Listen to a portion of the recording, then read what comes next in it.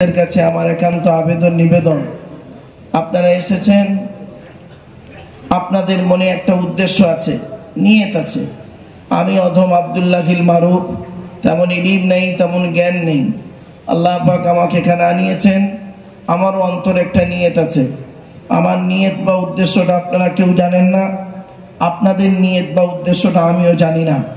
সুতরাং উভয়ের নিয়ত যিনি জানেন তিনি কে? আল্লাহ।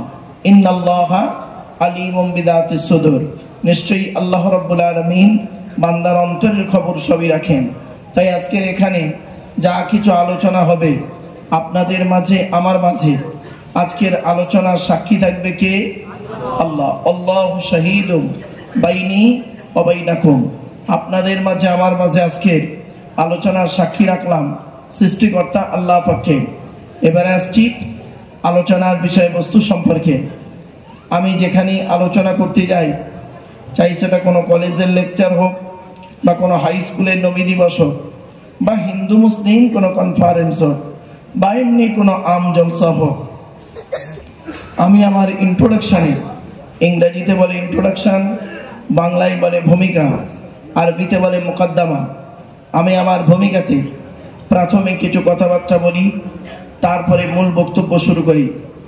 নাম্বার 1 হলো, আজকের আমার এই বক্তব্য শুনতে আসার জন্য হিন্দু, মুসলিম, জৈন, ব্রাহ্মণ, খ্রিস্টান, কুলি, সাঁওতাল, বাগদি, দুলে, জাতি, ধর্ম, বর্ণ নির্বিশেষে সকলকে আমি আহ্বান করি।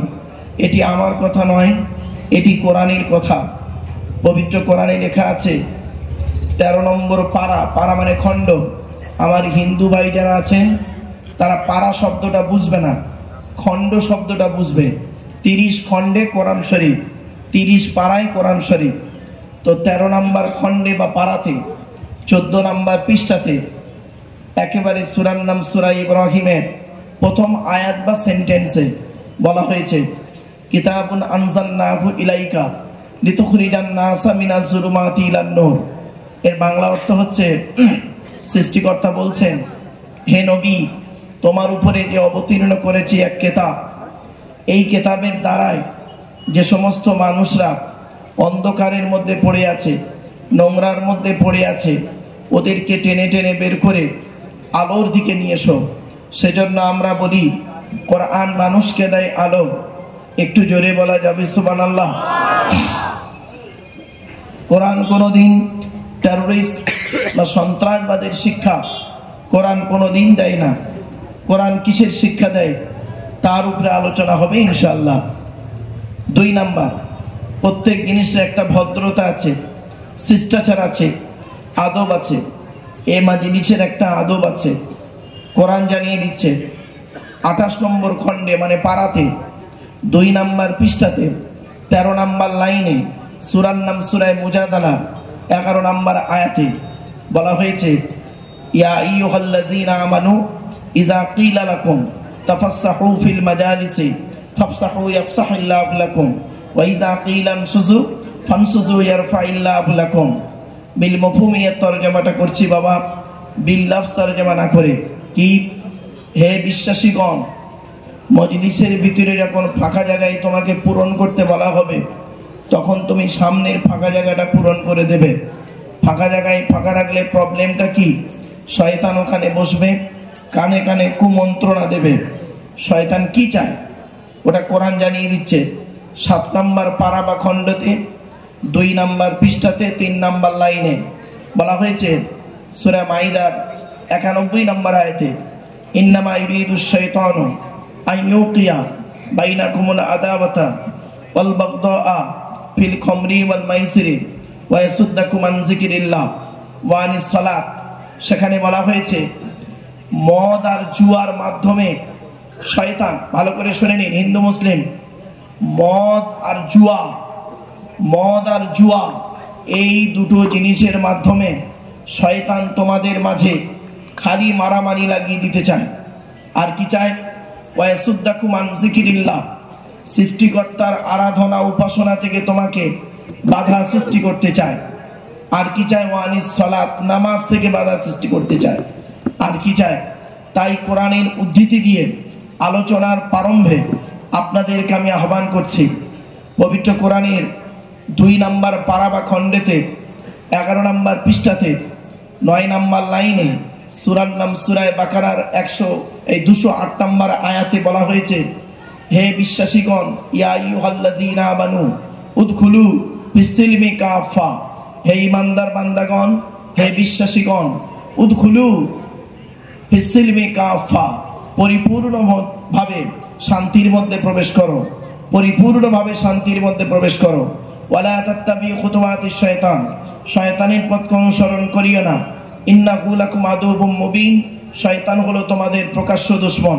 So I request for you, সোনো মাইন এক্সকিউজ মি, আলোচনার প্রারম্ভে আপনাদেরকে আমি আহ্বান করলাম। এবারে আসছি আলোচনার বিষয়বস্তু সম্পর্কে।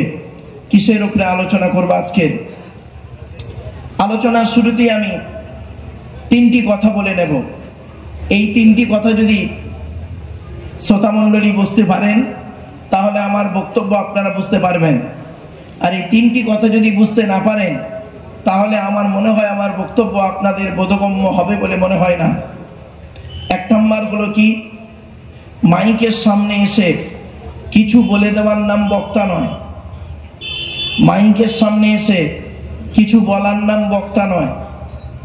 3টে জিনিস কোনোদিন ব্যাকে আসে না। 1 নম্বর, ধনুক থেকে তীরটা বের হয়ে গেলে ওই তীরটা আর কোনোদিন ব্যাকে আসে না। 2 নম্বর, দেহ থেকে আত্মাটা বের হয়ে গেলে ওটা আর কোনোদিন পৃথিবীতে রিটার্ন দেওয়া হয় না। 3 নম্বর, it is very very important, জবান থেকে কথা বের হয়ে গেলে ওটা আর কোনোদিন ব্যাকে আসে না। এই 3টি কথা মাথায় রাখবেন। 2 নম্বর কথা হলো কি, আমাকে বা বক্তাদেরকে ডেকেছেন কেন আপনারা? ডাকার উদ্দেশ্যটা কি? 3টে কারণ। কয়টা বাবা? আমার সঙ্গে কথা বলেন না। 3টে কারণ। কি কি? 1 নম্বর, অজানাকে জানা। কি বললাম? অজানাকে জানা। আচ্ছা, কি অজানা জানা? একটু ধৈর্যের পরিচয় দিন, 2-10 মিনিট যাক, তারপরেই বুঝতে পারবেন কি অজানা জানা হচ্ছে। হিন্দু মুসলিম উভয়কেই বলছি। 2 নম্বর হলো ভুল সংশোধন করা। কি বললাম? ভুল সংশোধন করা। কি ভুল সংশোধন হবে? হিন্দু মুসলিম ভাইরা একটু ধৈর্যের পরিচয় দিন, কি ভুল সংশোধন হচ্ছে আমাদের হবে, 2-5 মিনিট পরেই বুঝতে পারবেন। 3 নম্বর, কিছু পরামর্শ নিয়ে নেওয়া। কি পরামর্শ দেব আমি আপনাদেরকে? সৃষ্টিকর্তার বাণী, নাম হলো দি হলি কোরআন। আর কোরআন যার উপরে অবতীর্ণ হয়েছে তার নাম হলো প্রফেট মুহাম্মদ সাল্লাল্লাহু আলাইহি ওয়াসাল্লাম। সেই কোরআনের কিছু বাণী, আদেশ এবং নিষেধ, আর প্রফেট মুহাম্মদ সাল্লাল্লাহু আলাইহি ওয়াসাল্লামের কিছু আদেশ এবং নিষেধ, সুপরামর্শ কিছু আপনাদেরকে আমি দেব। আমি ব্যক্তিগত কোনো মতামত আপনাদেরকে দিতে আসি নাই। কোরআন এবং হাদিস থেকে কিছু মতামত আপনাদেরকে পরামর্শ দেব। সেই পরামর্শ মোতাবেক যদি আপনি পৃথিবীতে জীবনযাপন করতে পারেন তাহলে শান্তিতে থাকতে পারবেন। আশা করা যায় পরকালে জান্নাত পেতে পারবেন। জোরে বলুন সুবহানাল্লাহ। 3 নম্বর কথাটি আমার ভালো করে বুঝে নিন, বক্তব্য শুরুতেই বললাম। 3 নম্বর কথা হচ্ছে, কথা যখন ভেতরে থাকে কথা তখন আমার গোলাম, আর কথা যখন বের হয়ে যায় আমি তখন কথার গোলাম। জ্ঞানীগুণী বুদ্ধিজীবী মানুষ এই কথাটি ফলো করুন। হিন্দু মুসলিম সকলকেই বলছি, আমার বক্তব্য শুধু মুসলিমদের জন্য নয়। কোরআন শুধু মুসলমানদের জন্য আসে নাই। কোরআন এসেছে হুদাল লিন্নাস, মানব জাতির কল্যাণের জন্য এসেছে কোরআন।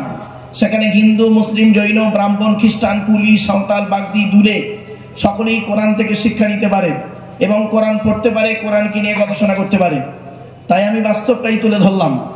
কোরআনের বহু তথ্য আজ আমি আপনাদেরকে দেব, একটু ধৈর্যের পরিচয় দিন। কথা যখন ভেতরে থাকে কথা তখন আমার গোলাম। 2 ঠোঁটের মাঝখান দিয়ে জিভের দ্বারায় আমি যেভাবেই ওকে বের করব ও সেভাবেই বেরোবে।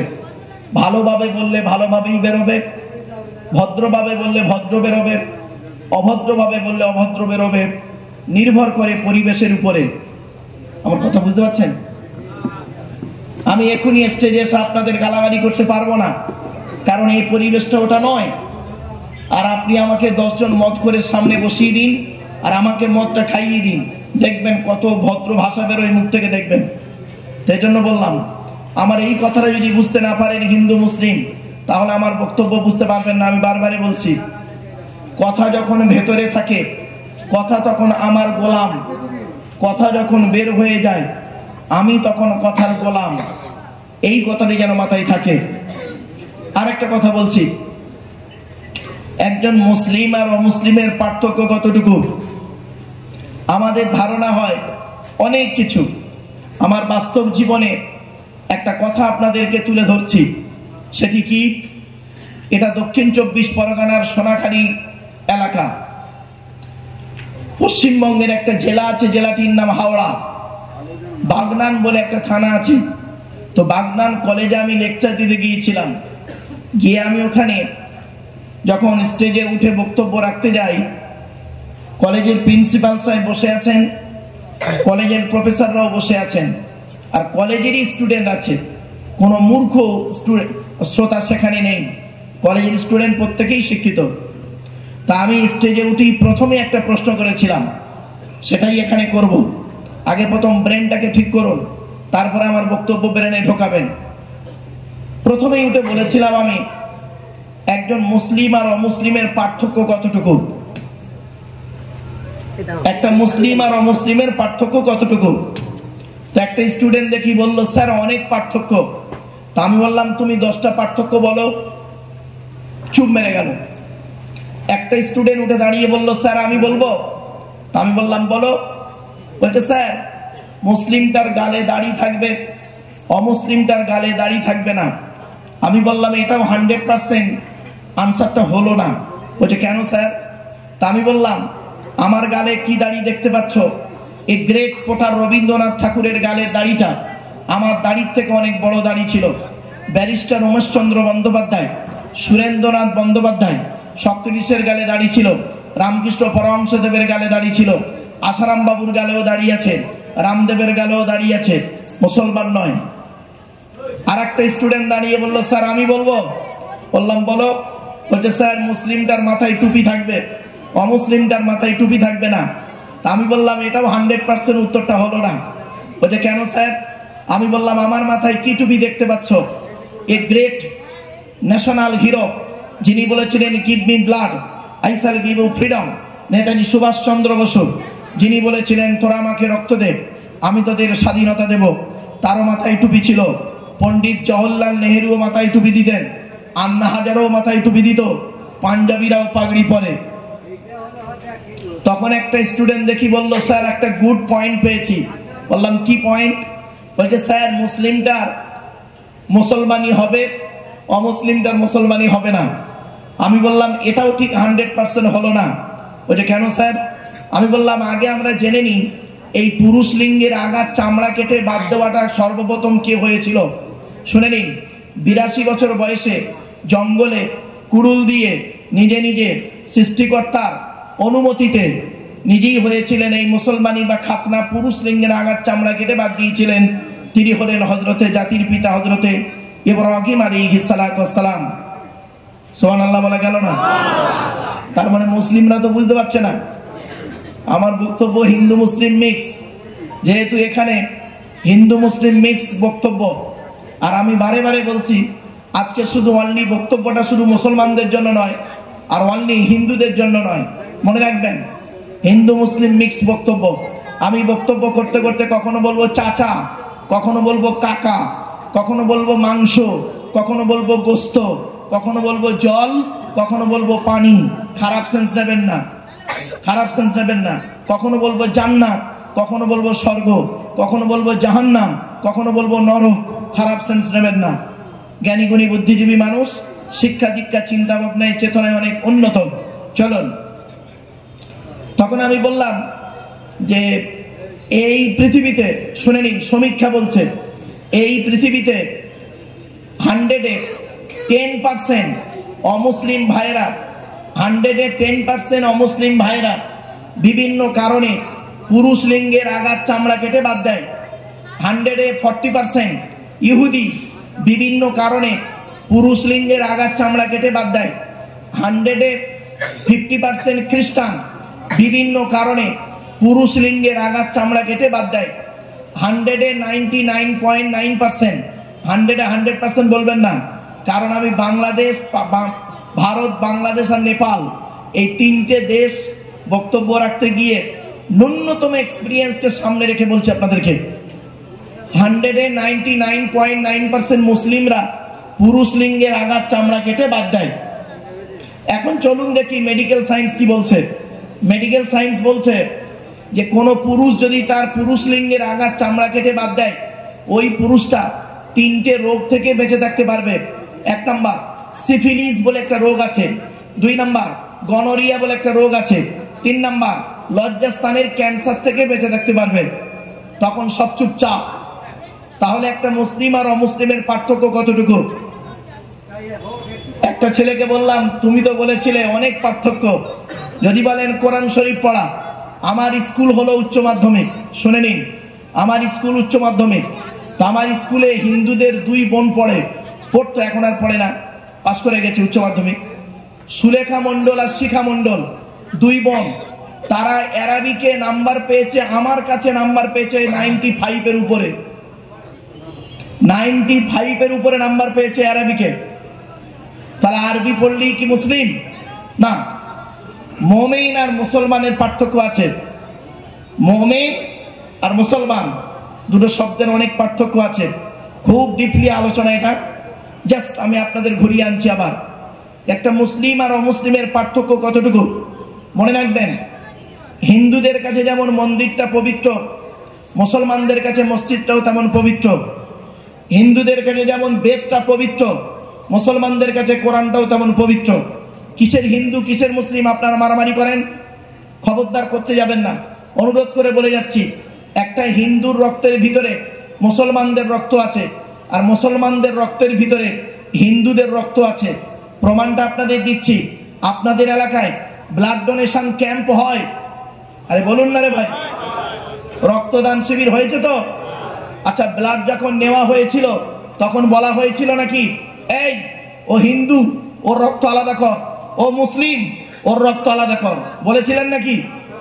আরে ব্লাডের মধ্যে কাস্টের কোনো ডিভাইডেড থাকে না, ব্লাডের মধ্যে কালারের কোনো ডিভাইডেড থাকে না, ব্লাডের মধ্যে জেন্ডারের কোনো ডিভাইডেড থাকে না, ব্লাডের মধ্যে গ্রুপের ডিভাইডেড করা হয়। ব্লাডের 4টে গ্রুপ, এ বি, এবি আর ও, প্রত্যেকটার -+। একটা হিন্দুর রক্তের ভিতরে 3টে জিনিস পাওয়া যায়, লোহিত কণিকা, শ্বেত কণিকা, অনুচক্রিকা, as a same no difference. একটা মুসলমানের রক্তের ভিতরে ওই 3টেই পাওয়া যায়। কিসের হিন্দু কিসের মুসলিম মারামারি করেন মূর্খের মতো? একটু লেখাপড়া করুন না, অনুরোধ করে আপনাদের বলে যাচ্ছি। হিন্দু মুসলিম কাঁধে কাঁধ মিলিয়ে চলুন, একই আকাশের তলায় থাকি, একই কলের জল খাই, একই সূর্যের কিরণ গায়ে লাগাই, একই চাঁদের প্রতিফলিত রশ্মি রাতে ব্যবহার করি, একই মিষ্টির দোকানে মিষ্টি কিনে খাই, একই ফলের দোকানে ফল কিনে খাই, একই নাপিতের কাছে গিয়ে হিন্দু মুসলিম কি করি আমরা দাড়ি সেভ করি, ঠিক না বেঠিক? তাহলে মারামারি করেন কেন? তাহলে জানতে হবে শিক্ষার অভাব আছে, এডুকেশনের অভাব। ওই মেকি বিদ্যা নিয়ে চলাফেরা করলেই তো হবে। আমি আপনাদেরকে অনুরোধ করে বলে যাচ্ছি, বক্তব্যের শুরুতেই এ কথাগুলো কেন বললাম আসছি। একটা মুসলিম আর অমুসলিমের পার্থক্য কতটুকু শুনে নিন। অ্যাপোস্ট্রফিস এস, কি বললাম? অ্যাপোস্ট্রফিস এস। অমুসলিম ছেলেটার বিশ্বাস হলো, অমুসলিম ভাইটার বিশ্বাস হলো everything is god, everything is god, প্রত্যেক বস্তু হলো খোদা। তার মতে চন্দ্র, সূর্য, বৃক্ষ, গঙ্গা ইত্যাদি খোদা আরাধনা উপাসনা তারা করেন, তাদের মত।